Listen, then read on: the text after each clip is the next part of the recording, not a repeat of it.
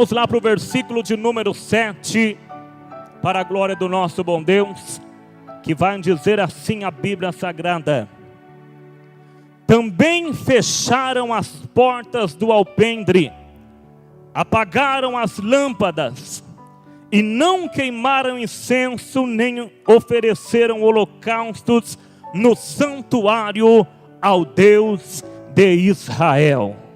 Eu quero dar ênfase a essa frase que diz: apagaram as lâmpadas, não queimaram incenso, nem ofereceram holocaustos no santuário ao Deus de Israel.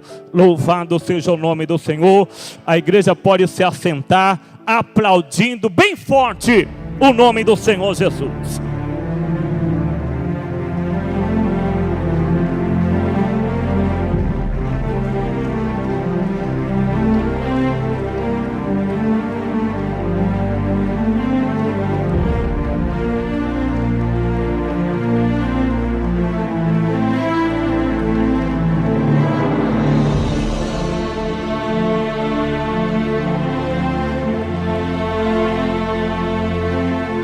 Também fecharam as portas do alpendre e apagaram as lâmpadas. Igreja amada do Senhor, eu quero trazer uma palavra ao teu coração nessa noite, subordinado ao tema: inimigos do fogo. O fogo. E no decorrer dessa mensagem, eu vou passar para você algum desses inimigos do fogo. Queridos, quando lemos o livro de 2 Crônicas, capítulo 29, a palavra do nosso bom Deus vai nos relatar acerca de um rei por nome de Ezequias.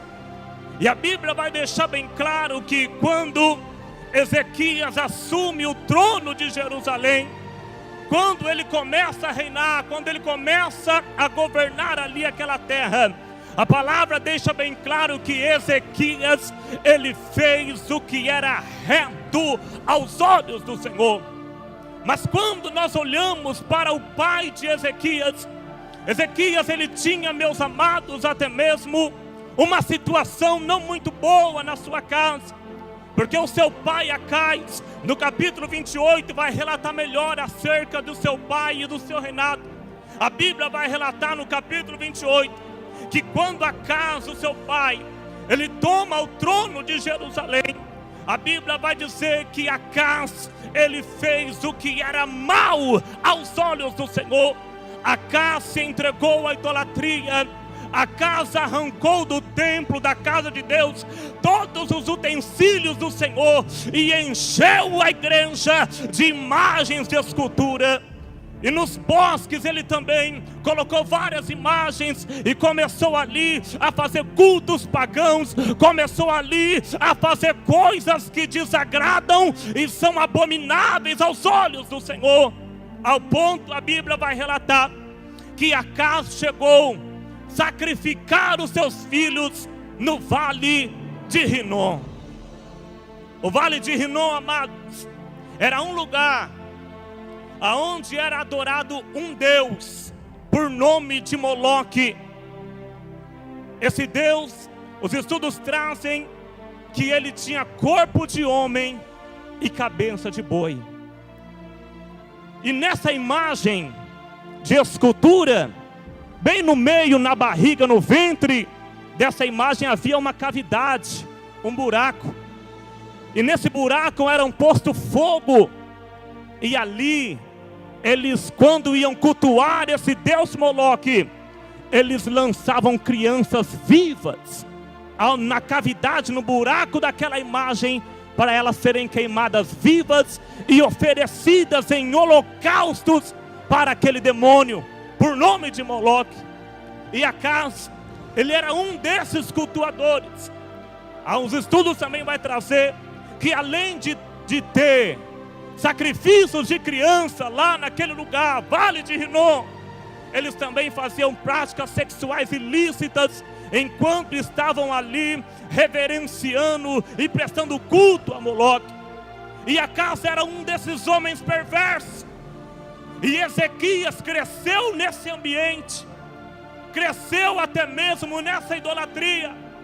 Agora eu imagino, meus amados pastores aqui do altar, Ezequias brincando com o seu irmão, com a sua irmã. Dorme, e quando ele acorda, já não encontra mais o seu irmão, já não encontra aquele que ele, quem sabe, estava brincando ali de alguma coisa, porque o seu pai havia matado, entregado para aquele Deus maligno por nome de Moloque. Imagina como que era a mente de Ezequias. Num dia contemplava o seu irmão, no outro dia já não via mais. E eu imagino, amados, a Bíblia não diz, mas eu creio que Satanás também estava tentando matar Ezequias usando seu pai. Eu acredito que quando Acás vinha na mente dele, agora eu vou sacrificar mais um filho meu, eu vou sacrificar Ezequias. Quando o inimigo pensava que Ezequias também iria ser entregue como sacrifício a Moloque, Deus bradava do céu e falava: aqui não, Satanás, porque Ezequias é meu e ninguém toca, ninguém faz nada de ruim com ele, porque eu tenho um propósito. Ei, deixa eu te falar uma coisa, amados. Quantas vezes Satanás tentou tirar a tua vida, tentou acabar com você, mas nas tentativas do inimigo contra você, Deus interviu e disse: diabo do inferno, nele você não toca, nela você não toca, ele é meu, ela é minha, e eu tenho uma obra ainda para fazer na vida dele e na vida dela. Quantos acreditam? Dê um brado de glória a Deus aí bem alto. Quando o inimigo se levantou para tirar a sua vida, Jesus falou: epa, nele não, nela não, porque eu ainda tenho algo grande para fazer com ele. E o Senhor guardando Ezequias, o Senhor livrando Ezequias de ser entregue como sacrifício para Moloque. Então a Bíblia vai relatar que Acás teve um reinado todo destruído, amados. Ele ia tentar fazer aliança com outras nações que também eram idólatras. Ele quebrava a cara, quase morria, traíam ele, e mesmo assim ele não reconhecia o poderio do Deus de Israel. Então assim Acás, ele vem a morrer. E a Bíblia vai dizer que o seu filho Ezequias, ele toma então o reinado de Jerusalém. Se fosse olhar, amados, Ezequias também era para ser um homem perverso, por causa do ambiente que ele cresceu. Ele sempre via o seu pai cultuando outros deuses, mas a voz de Deus falava mais alto no coração daquela criança. E quando Ezequias, queridos, toma o reinado, ele faz completamente ao contrário do que o seu pai fez. Amados, eu já aprendo com essa palavra que não é porque o seu pai e a sua mãe é perturbados, é atribulados, que você vai ser também. Ah, hoje eu sou assim porque meu pai era assim. Ah, hoje eu sou assim porque minha mãe era assim. Mentira do diabo. Porque você pode ser diferente. Porque no momento que você aceita Cristo, aquela maldição que quem sabe acompanhou a tua família durante toda uma história, quebra em você, porque você está como o sangue do Cordeiro. Ah, mas o meu pai foi bandido, meu tio também foi bandido, foi matador. Mas essa maldição acaba na tua vida. Porque Romanos 8 diz: agora nenhuma condenação há aqueles que estão em Cristo Jesus.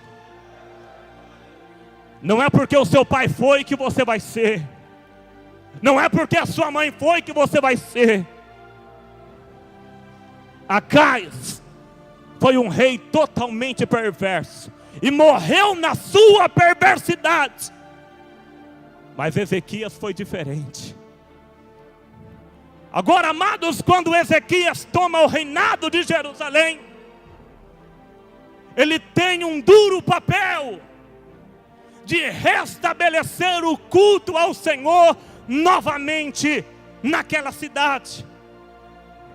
Porque o povo estava já acostumado com a idolatria. O povo já estava acostumado de dar os seus filhos como sacrifício ao demônio Moloque. Agora a responsabilidade de restaurar o culto do Senhor recai sobre os ombros de Ezequias. E Ezequias, como era um rapaz valente, ele foi para cima. E a palavra do Senhor vai relatar, capítulo 29, versículo de número 4. Trouxe os sacerdotes e os levitas, ajuntou-os na praça oriental. Verso 5. Ele lhes disse: ouve-me, ó levitas, santificai-vos agora, e santificai a casa do Senhor, Deus de vossos pais. Tirai do santuário toda a imundícia. Queridos, Ezequias já havia contemplado e vivenciado como foi o reinado de seu pai. Um reinado destruído, um reinado só de derrotas e frustrações. Ezequias sabia que para ele ter um reinado bem sucedido, um reinado próspero, um reinado abençoado, ele tinha que servir somente ao Senhor dos exércitos e fazer a sua vontade. Ezequias sabia, amados, que para ele ter um reinado abençoado, ele não poderia dividir a glória de Deus com ninguém. Porque não tem como, amados, você ser bem sucedido em algo se Deus não estiver no negócio. Não tem como você ser próspero em alguma área da sua vida se o Senhor não estiver nesse negócio. É por isso que muitas pessoas quebram a cara, se frustram, porque querem fazer as coisas e Deus não está no negócio. Querem fazer as coisas porque aos seus olhos carnais parece bom. Querem fazer as coisas porque o seu coração pediu. Mas se o Senhor não estiver nesta casa, nesse negócio, a destruição é certa. A queda, ela é certa. Tem pessoas que arrumam algum tipo de trabalho, algum tipo de emprego, e Deus não confirmou, porque aquele emprego vai distanciar você do Senhor, porque aquele emprego não vai deixar você mais ir para os cultos, mas a proposta é boa, eu vou ganhar bem. E quando você acha que vai se dar bem, é aí que o tombo é grande.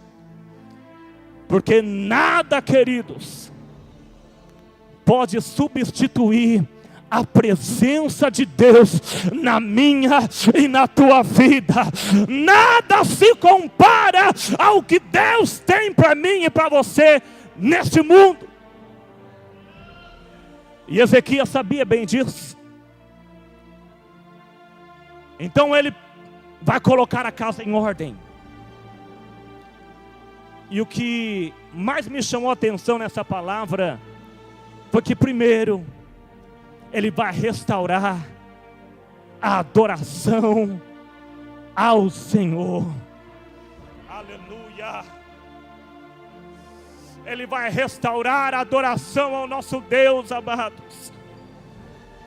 Porque durante todo o reinado de seu pai, o Senhor tentava procurar uma adoração naquela terra, mas não encontrava. Mas Ezequias falou: não, Senhor, agora vai ser diferente. Toda adoração aqui vai ser para ti. Toda glória e honra agora vai ser para ti. E ele convoca os levitas. E a palavra do Senhor vai dizer que ele diz assim para eles, para os levitas e para os sacerdotes: santificai-vos, santificai-vos, porque agora vocês não vão adorar qualquer Deus. Agora vocês não vão prestar mais cultos e adoração a outros deuses. Agora vocês vão adorar aquele que vive, que reina para todo sempre. E Ele exige das nossas vidas santidade.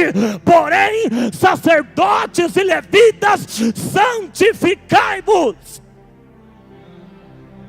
Queridos, o Senhor, Ele espera das nossas vidas uma adoração sincera, ação honesta e digna. E para Ele encontrar isso em mim e você, eu e você temos que estar em santidade na presença dEle, se apartando de tudo que não presta, renunciando todas as coisas que desagradam ao Senhor. Não tem como adorar a Deus com a vida toda destruída. Não tem como prestar culto ao Senhor com um pecado em oculto. Não tem como. O Senhor não vai receber. Muitas pessoas, amados, estão enganadas por aí. Elas até tomam o altar, elas até pregam, até louvam, mas só o Senhor sabe o que ele e o que ela faz ao sair das portas do templo. E Ezequias sabia que a adoração ao Senhor não poderia ser de qualquer jeito. Então ele diz: olha, santificai-vos agora e santificai a casa do Senhor, e tirai do santuário toda a imundícia. Ezequias disse: olha, além de vocês santificar, vocês vão ter que santificar a casa do Senhor também. E começou ali o trabalho dos sacerdotes e dos levitas, limpar e quebrar a imagem e arrancar. Os estudos vai trazer que eles levaram 8 dias para arrancar todas aquelas abominações de dentro da igreja, para arrancar todas aquelas imundícias de dentro do templo. Foi 8 dias. Já dá para imaginar o tanto de coisas perversas que havia dentro daquele templo. E a palavra do Senhor vai relatar, amados, que eles fizeram assim, prestaram culto ao Senhor. Mas no momento em que Ezequias começa a relatar acerca da maneira que estava a casa do Senhor, no versículo 7 que ele havia dito, ele deixou bem claro: quando a casa do Senhor estava completamente suja, eles também haviam apagado as lâmpadas.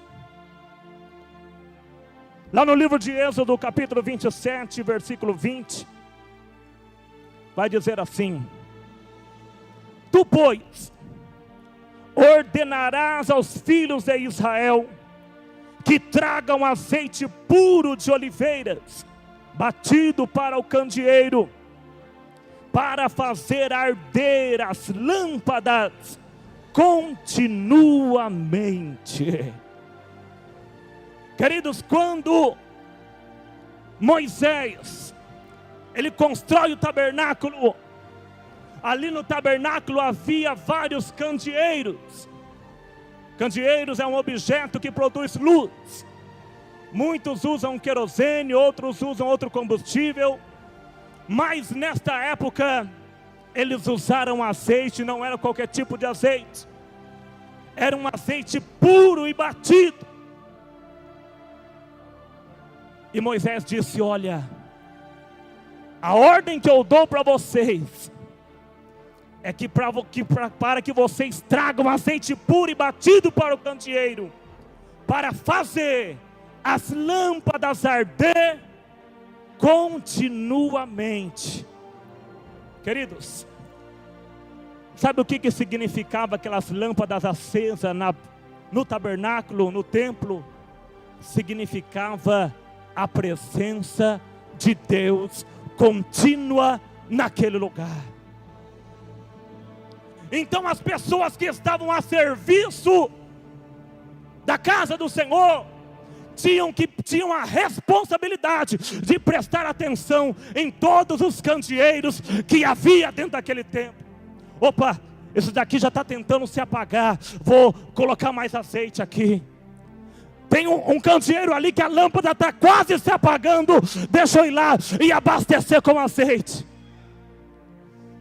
Amados, e quando Acás tomou o reinado de Jerusalém, ele havia deixado aquelas lâmpadas se apagarem.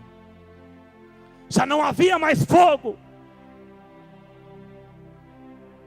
Mas eu creio, meus amados,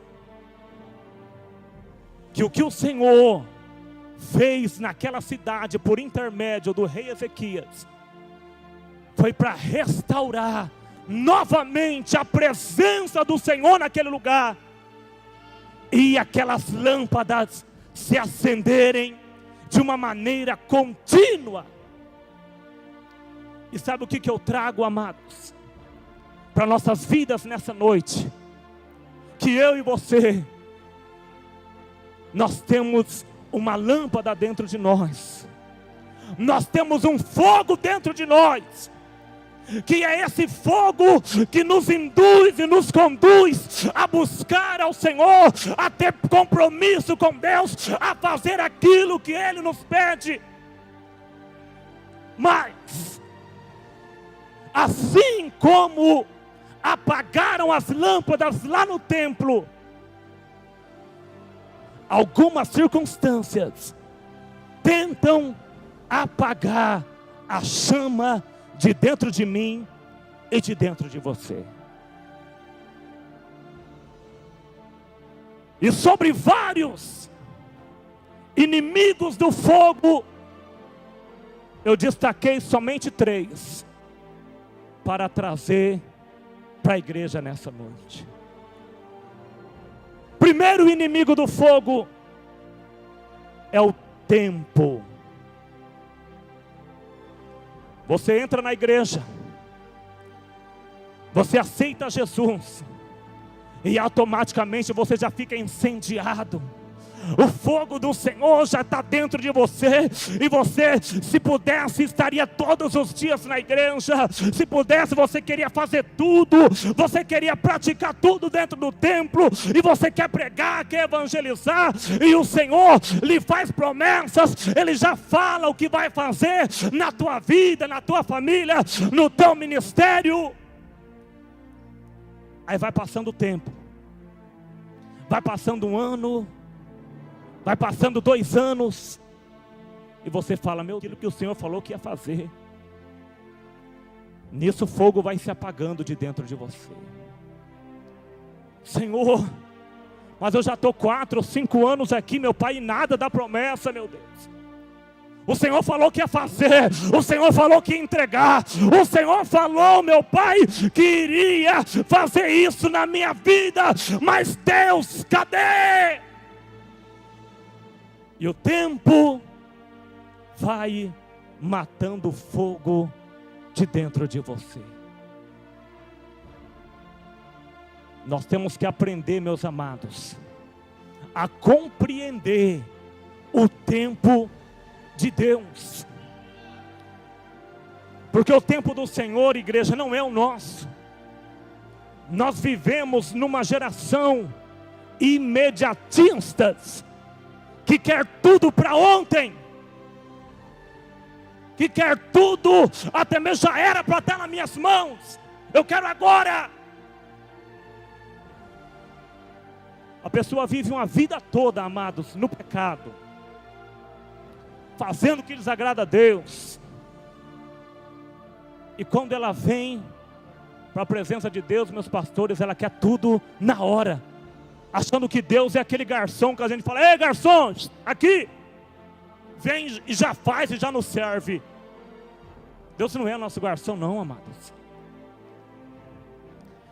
E o tempo vai passando, a pessoa vai se esfriando, Deus, mas cadê?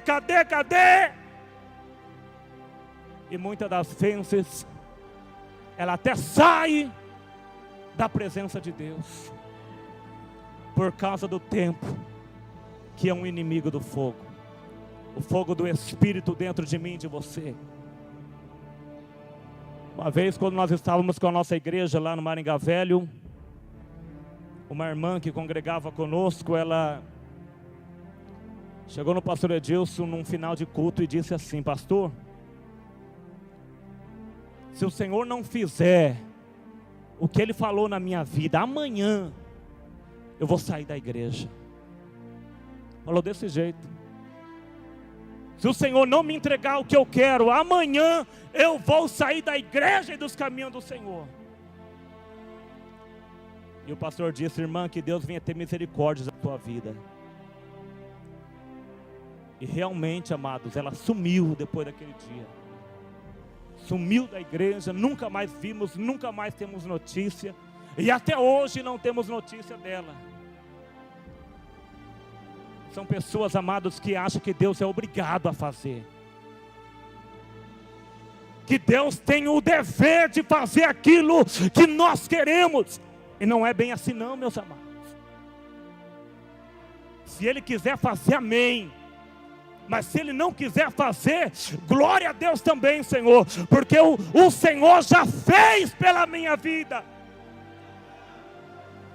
que foi se entregar na cruz do Calvário, para que hoje eu venha ter acesso à eternidade.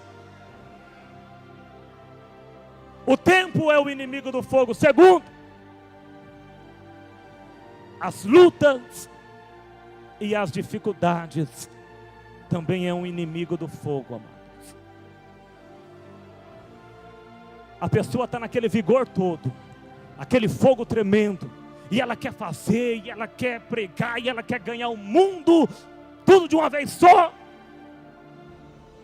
Mas aí ela se esquece de João 16:33, que vai dizer assim: no mundo tereis aflições, mas tende bom ânimo, que eu venci o mundo.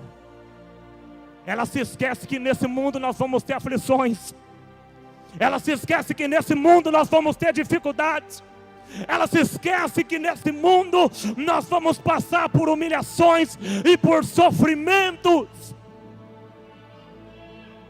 Aí a primeira dificuldade bate na porta dela, aí ela já começa a se esfriar. Eita, Senhor, mas quanta luta, meu Pai, quanta dificuldade, meu Deus. Senhor, até quando eu vou comer esse ovo, terra? As lutas e dificuldades é um inimigo do fogo, meus amados. Porque muitas pessoas não conseguem lidar com esse momento, com essa fase de deserto que todo cristão e cristã passa. Muitos se acham até injustiçados. Mas Senhor, por que eu estou passando por isso? Eu sou teu servo, Senhor, eu sou obreiro. Senhor, eu sou pastor, por quê? E o fogo vai só se apagando. Mas a partir de hoje vai ser diferente na minha e na sua vida, amados. A partir de hoje vai ser diferente na minha e na sua vida. essa chama do Senhor, ela vai arder ainda mais no nosso coração. Terceiro e último inimigo do fogo é a modernidade. Queridos,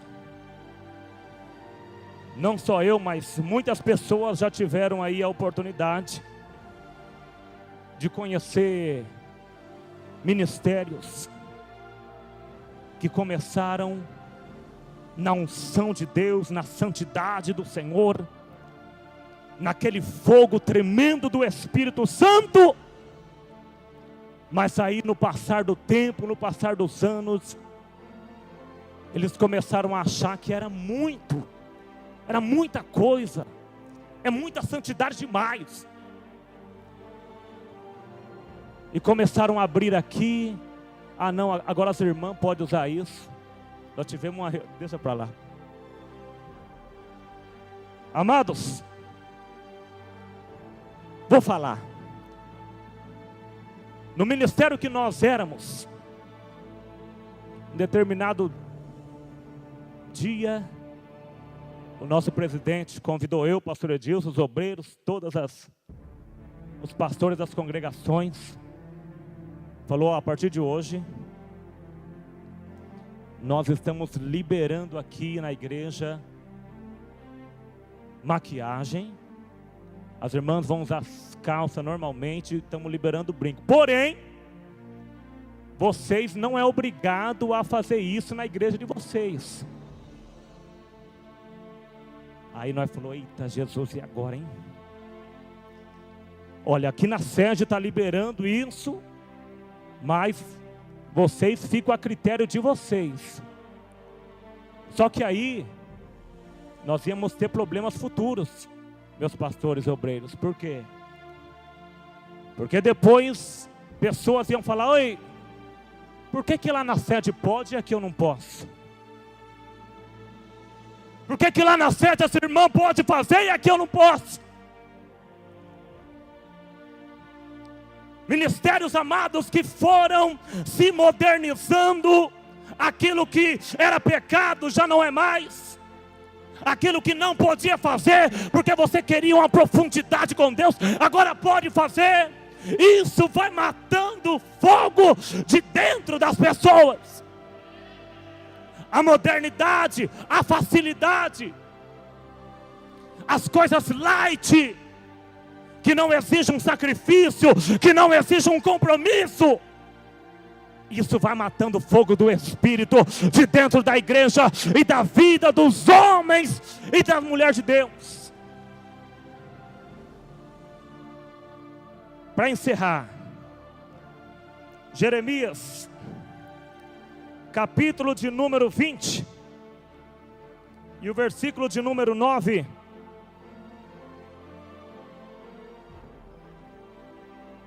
A palavra de Deus vai dizer assim, eu vou ler do 7 ao 9. Jeremias 20, do 7 ao 9, vai dizer desta maneira: iludiste-me, ó Senhor, iludido fiquei, mais forte foste do que eu, e prevaleceste. Sirvo de escárnio todo dia, cada um deles zomba de mim, porque desde que falo, grito e clamo, violência e destruição, porque se tornou a palavra do Senhor em opróbrio, ou em outras traduções, em vergonha, e ludíbrio todo dia. Verso 9: então eu disse: não me lembrarei dele, e não falarei mais no seu nome, mas isso foi no meu coração, como um fogo ardente encerrado nos meus ossos. Queridos, Jeremias, em um determinado momento do seu ministério, aqui, Jeremias havia passado pelo tronco, ele ficou uma noite, um dia apanhando, amarrado naquele tronco, por causa de um sacerdote por nome de Passur, que se opôs as profecias de Jeremias. Então lançou ele no tronco, e ele apanhou até não querer mais. E Jeremias começou a se queixar, dizendo: Deus, o Senhor me iludiu, o Senhor me enganou, e eu fiquei iludido. A tua palavra, Senhor, tem sido de vergonha para mim, e escárnio, e zombaria. Aí ele disse, até que eu disse: Senhor, não falarei mais no teu nome, não profetizarei mais, eu não quero mais isso para mim. Quando Jeremias disse isso, ele falou que quando ele proferiu essas palavras, aquilo foi como um fogo ardente no teu coração e nos seus ossos. Ou seja, ele queria parar, mas o fogo do Senhor não deixou. O fogo do Senhor disse: não, Jeremias, vai,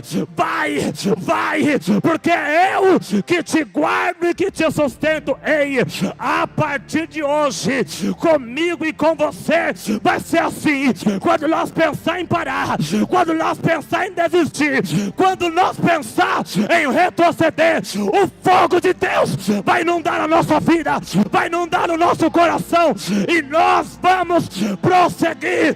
Receba o fogo do Espírito nessa noite. Deus hoje vai acender essa lâmpada, vai acender esse candeeiro de dentro do teu coração. Quantos acreditam, aplaudam bem forte o nome do Senhor Jesus.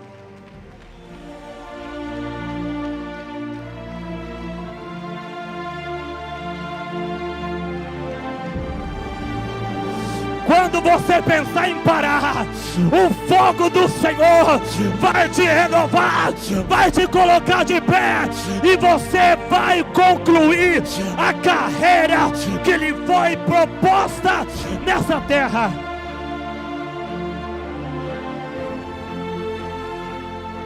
O Senhor sempre vai arder o fogo dele na tua vida, no teu coração, amados. Porque ele te escolheu, foi para uma grande obra nessa terra. Jeremias falou: eita, meu Deus, quando eu falei em parar, em não falar mais no teu nome, aquilo foi como um fogo no meu coração e nos meus ossos. E assim vai ser com você a partir de hoje. Só que, amados, esses inimigos do fogo não vai mais te parar, não vai mais te deter, porque hoje o Senhor, Ele coloca sobre a sua vida azeite puro, para que essa lâmpada, para que essa chama no teu interior continuamente fique acesa. Só você que acredita, aplauda bem forte o nome do Senhor Jesus.